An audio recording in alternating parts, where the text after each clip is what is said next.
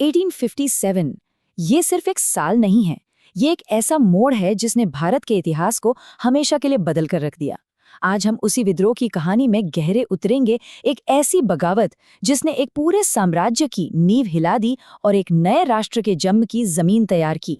तो सबसे बड़ा सवाल, आखिर ये था क्या? क्या ये सिर्फ कुछ नाराज सैनिकों का गुस्सा था जिसे हम सिपाही विद्रोह कहते हैं, या फिर ये पूरे भारत की आज़ादी की पहली बड़ी लड़ाई थी? देखिए, ये एक ऐसा सवाल है ना जिस पर आज भी इतिहासकार एकमत नहीं है। अच्छा, तो इस पूरी कहानी को ठीक से समझने के लिए हमने इसे कुछ हिस्सों में बांटा है। सबसे पहले देखेंगे कि कैसे एक सदी से असंतोष सुलग रहा था, फिर विद्रोह के असल कारण क्या थे, वो चिंगारी क्या थी जिसने सब कुछ भड़का दिया, लड़ाई के मुख्य मोर्चे कौन से थे, और आखिर में ये विद्रोह नाकाम क्यों हुआ और अपने पीछे क्या विरासत छोड़ गया। सबसे पहले तो ये समझना बहुत जरूरी है कि 1857 की जो आग थी वो कोई अचानक नहीं भड़की थी। नहीं, ये तो कह सकते हैं कि 100 साल से जमा हो रहे गुस्से और नाइंसाफी की एक धीमी आँच थी जो ब्रिटिश ईस्ट इंडिया कंपनी के राज में अंदर ही अंदर सुलग रही थी। और ये गुस्सा ये हर जगह था, सियासत में, अर्थव्यवस्था में, समाज में, यहाँ तक कि फौज के अंदर भी। ये कोई अलग अलग परेशानियां नहीं थी, बल्कि सब एक दूसरे से जुड़ी हुई थी, और इन्होंने मिलकर एक ऐसा विस्फोटक मिक्सचर तैयार कर दिया था जो बस फटने ही वाला था। चलिए जरा इन वजहों को और गहराई से देखते हैं। तो आखिर वो कौन सी नीतियां थीं, वो कौन सी बातें थीं जिन्होंने लोगों को बगावत की दहलीज पर लाकर खड़ा कर दिया? चलिए एक एक करके राजनीतिक, आर्थिक और सामाजिक वजहों को समझते हैं जिन्होंने इस आग को हवा दी।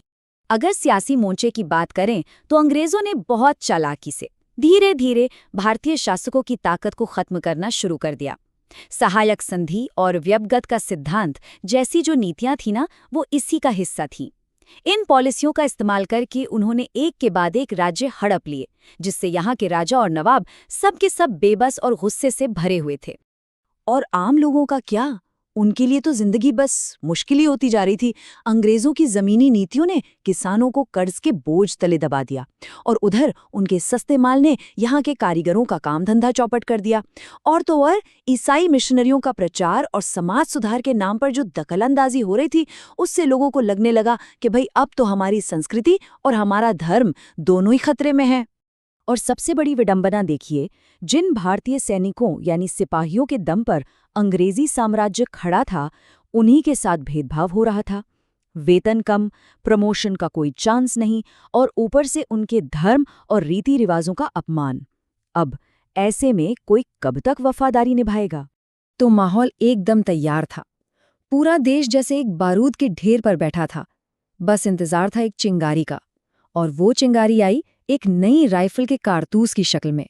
हाँ, ये नई एनफील्ड राइफल देखिए, इसके कारतूसों को बंदूक में डालने से पहले दांतों से काटना पड़ता था, और तभी एक अफवाह फैली, एक ऐसी अफवाह जिसने आग लगा दी कि इन कारतूसों पर गाय और सूअर की चर्बी लगी है।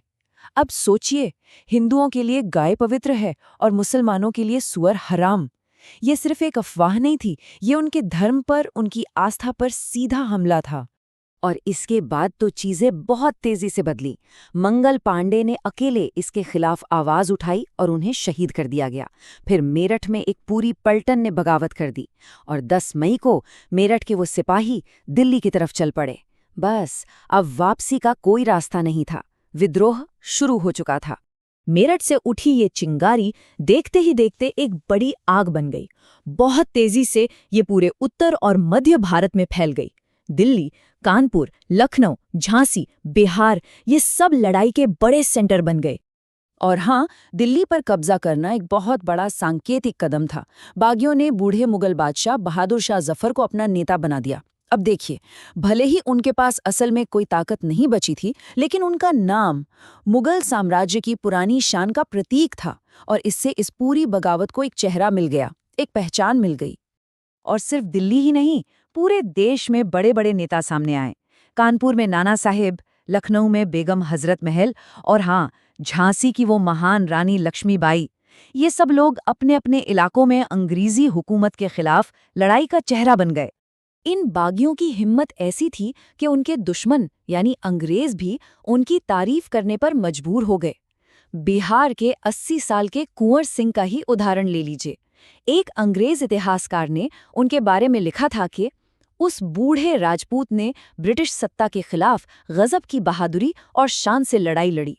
सोचिए, 80 साल की उम्र में ऐसा जज्बा। शुरुआती जीत और इतनी बहादुरी के बावजूद आखिरकार इस विद्रोह को दबा दिया गया, कुचल दिया गया। लेकिन ये कहानी यहाँ खत्म नहीं होती।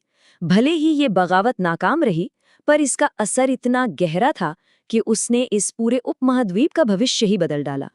तो सवाल उठता है कि इतनी हिम्मत के बाद भी ये विद्रोह नाकाम क्यों हो गया? देखिए, इसके पीछे कई वजह थी। एक तो ये कि ये पूरे भारत में नहीं फैला। दूसरा, नेताओं में कोई एक साझा मकसद नहीं था, सब अपने अपने लिए लड़ रहे थे।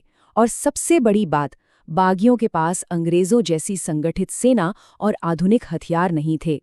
विद्रोह की इस हार ने एक दौर खत्म किया और एक नए दौर की शुरुआत की। ईस्ट इंडिया कंपनी का राज खत्म हो गया और भारत सीधा ब्रिटिश क्राउन के अंडर आ गया। पर शायद सबसे बड़ा नतीजा ये निकला कि भले ही ये लड़ाई हार गए, लेकिन इसने लोगों के दिलों में राष्ट्रवाद की, यानी अपने देश के लिए एक होने की एक ऐसी भावना जगा दी जो फिर कभी बुझने वाली नहीं थी। तो आखिर में वही सवाल कि क्या 1857 की वो भावना सच में कभी मरी? नहीं, फौजी तौर पर देखे तो हाँ, विद्रोह को कुचल दिया गया था, लेकिन इसने अपने पीछे एक विरासत छोड़ी, संघर्ष की विरासत। रानी लक्ष्मीबाई, मंगल पांडे और न जाने कितने ही और हीरो, इनकी कहानियों ने आने वाली पीढ़ियों को हिम्मत दी। हो सकता है कि वो एक जंग हार गए थे, लेकिन आज़ादी की लंबी लड़ाई तो बस अब शुरू ही हुई थी।